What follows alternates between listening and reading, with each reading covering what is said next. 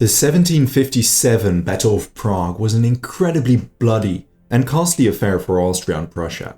Suffering enormous casualties, Prussia's King Frederick the Great emerged victoriously. Still, the fleeing Austrians retreated behind the Bohemian capital's walls. Frederick was convinced he could force the city and its garrison to its knees. On May 29, he began the bombardment of Prague. With 10 25-pounder guns and 12 heavy mortars, the Prussians fired over 30,000 shells. But the garrison in Prague evidently enjoyed more provisions and tenacity than Frederick anticipated. Then horrifying news reached him. By early June, he learned of Field Marshal Leopold, Count von Daun, assembling a new large army to the east. Initially, Frederick assumed this was no more than 20,000 troops. Daun probably retreated with them after learning of the Austrian defeat at Prague. But General Georg Puttkammer, who chased the fleeing Austrian garrison, relayed to him Daun commanded 55,000 soldiers, including those who fled the Battle of Prague. This was a serious problem. Frederick did not have enough resources to conduct a siege and face a massive army simultaneously. Daun was no stranger to Frederick, although the Prussian king didn't know it.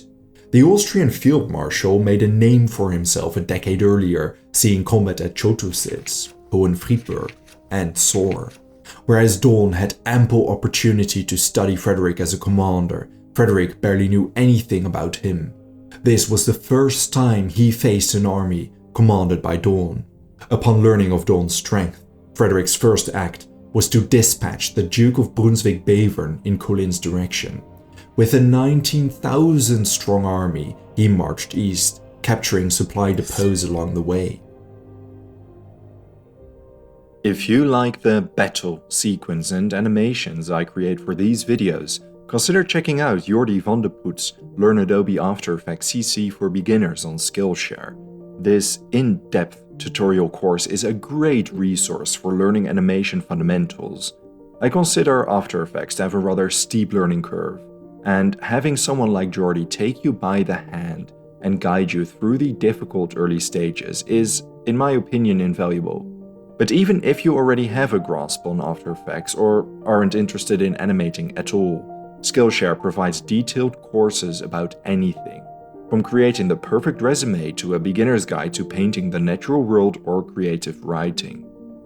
The first 1,000 people to use the link in the description will receive a 1-month free trial of Skillshare Premium.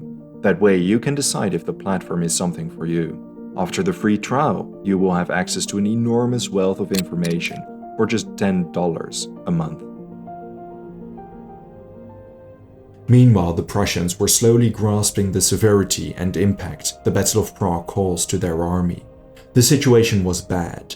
The final figures of Prague were worse than expected. A surviving account of one of the Prussian officers clearing the battlefield reveals: "It is dreadful beyond conception to walk in a field of battle after victory, to see friends and enemies, men and horses, the dead and dying all heaped together and almost floating in blood. The stench of carnage fills the air with infection, and the groans of those who yet live rise as if in union on every side." Then Frederick received news of a new Franco-Austrian treaty in which France pledged 120,000 soldiers and not laid down arms until Austria captured Silesia entirely. Letters from the Duchy of Prussia revealed a Russian fleet entered the Baltic Sea, and an Austrian deserter confirmed Frederick's worst fear. Prague held enough provisions to last a couple of months at least. Not knowing what to expect of his adversary, Frederick decided to raise a force and travel east. He left Field Marshal Keith in charge of the siege of Prague. A letter he wrote Keith on June 6 reveals he was confident but serious about the situation. "Leopold Daun is being reinforced. We must prevent him interfering with us. We must put together all we can, attack him, and chase him away as far as possible." On June 14, Frederick linked up with Bevern nearby Kolin.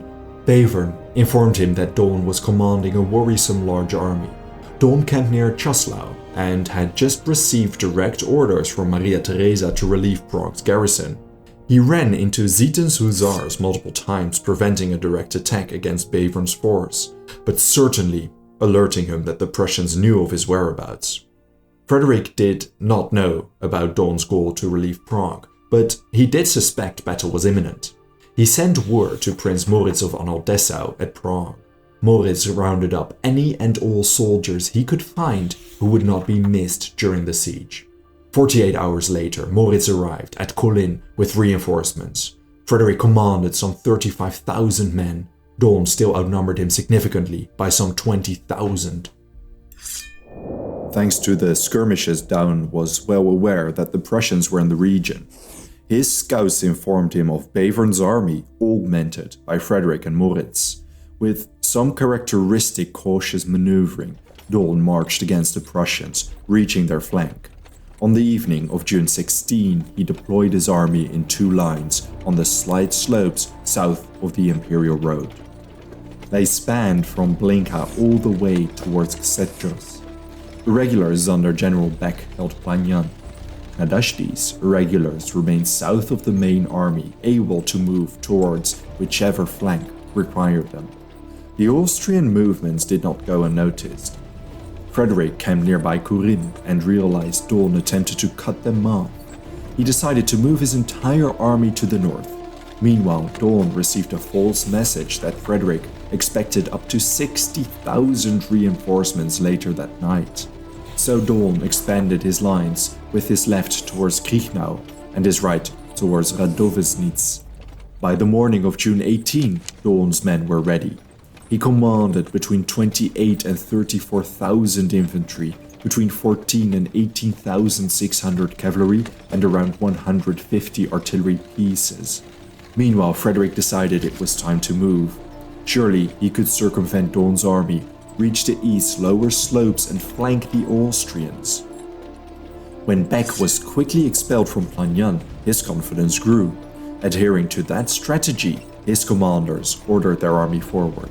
In total, Frederick commanded between 32 and 34,000 soldiers, 18,000 infantry, 14,000 cavalry, and some 88 guns.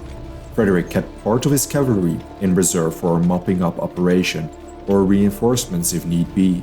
He had no idea Daun extended his position to Ksechers and Radovesnitz. At noon on June 18, an exceptionally dry and hot summer's day, the Prussian columns began their march from Planyan.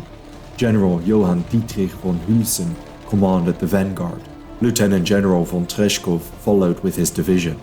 Zieten commanded some 50 squadrons of hussars to protect the flank. Manstein commanded the middle and Bevern the right. As the Prussian column marched, news reached Frederick that it may take longer than anticipated to circumvent the Austrians. Rumors of Daun expanding his lines east worried the king. Some woodlands, the Eichenwald, lay south of Ksechers.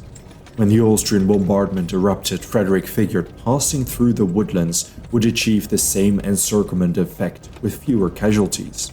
He told Hülsen to explore the shortcut.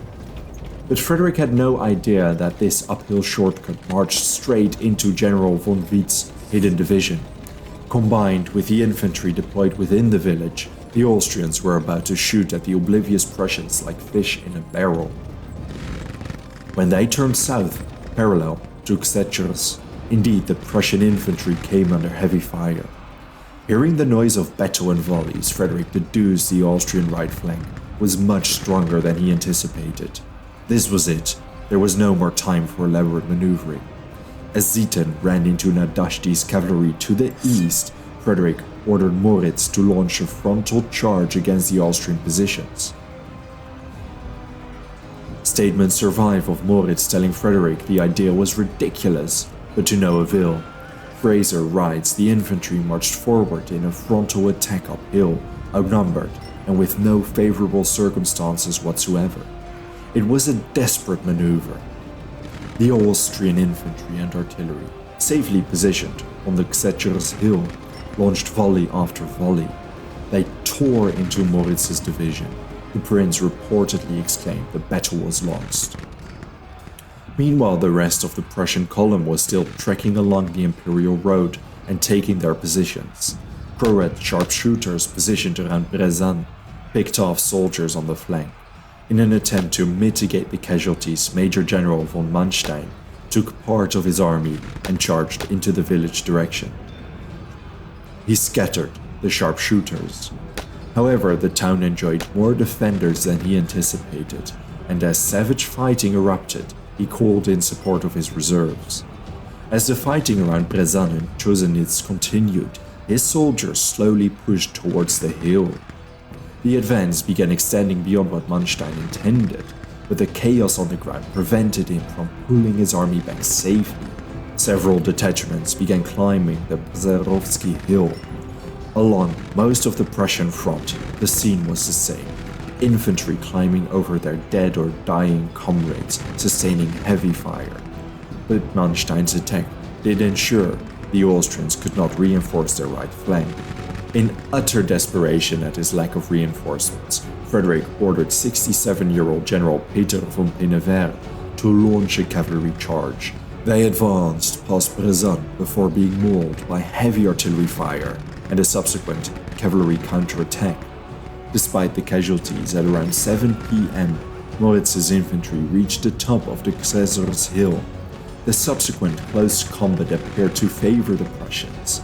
Another charge launched by Bevern pushed into the Austrian left flank, on top of the Pzerovsky.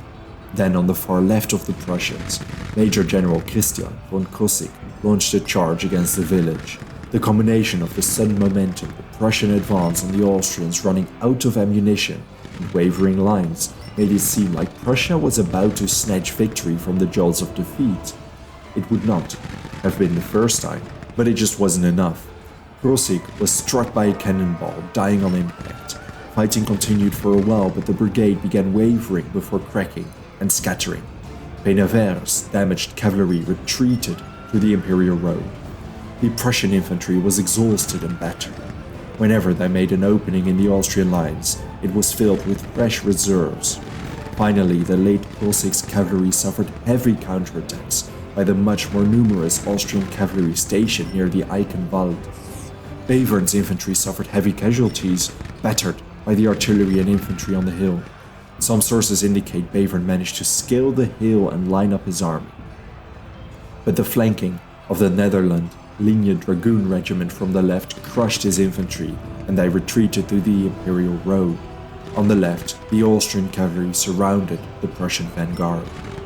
Breshkov was wounded and captured, together with his infantry. At around 8 p.m. the Prussians retreated. Zieten and Hülsen maintained order among their troops, preventing Daun from following up the victory with a chase. Kolin's score was gruesome. The Prussian army received an enormous blow. Of their infantry, 8,755 were killed or missing, 3,568 were wounded. Of the cavalry, 1,450 men and even more horses were killed. To put this into perspective, over a third of the troops deployed became a casualty statistic. They lost an additional 5,380 men as POWs. Daun lost 8,114 soldiers, most of whom were wounded, totaling about 15% of the troops deployed. The Austrians camped on the field, a classic sign of victory. When news of the victory reached Vienna, the city burst into spontaneous celebration. Maria Theresa created the eponymous order, awarding Daun the first Grand Cross. Allegorical works were written and the Pope conferred his indescribable jubilation. As you can imagine, the mood in Berlin stood in stark contrast to these jubilations. After nearly 2 decades of incredible successes, this defeat served as a cold shower to the Prussians. Tim Blanning writes, "In just a few hours, Frederick lost more than a battle. His superhuman reputation had collapsed." Austrian memoirs reveal how their opinion of Prussian soldiers shifted. It turned out they could be made to flee. In a letter to Marshal Keith, Frederick conceded he had tried to do too much with too few. He became depressed and disillusioned, ordering Prince Henry to prepare to lift the siege of Prague. His cynic wit shows in one of his letters. Success breeds overconfidence, and the next time I will do better. Every man must have his setbacks, and it seems I shall have mine. In his political testament, written 11 years after the battle, Frederick wrote how if they had won at Kolin, the Austrian army in Prague would have had to capitulate, the French army would not have crossed the Rhine, the Russians would have stayed at home, and Austria would have had to make peace on Prussian terms. Planning remarks very much to the point. In the event, the opposites of those things happened, and with them, the defeat transformed the very nature of the war. Frederick's war was about to turn into a war of attrition, and his enemies were more than ready to capitalize on the Austrian success. Thank you very much for watching this video. If there's a topic, battle, or person you would like to know more about, let me know your thoughts in a comment. I would also like to thank all my patrons and all my channel members for their generous support. If you enjoy House of History and you want to support my work, consider joining me on Patreon. For just $1 a month, you already gain early access to all my videos without any in-video advertisements, and your name will be featured at the end of every video. Don't forget to subscribe. See you next time.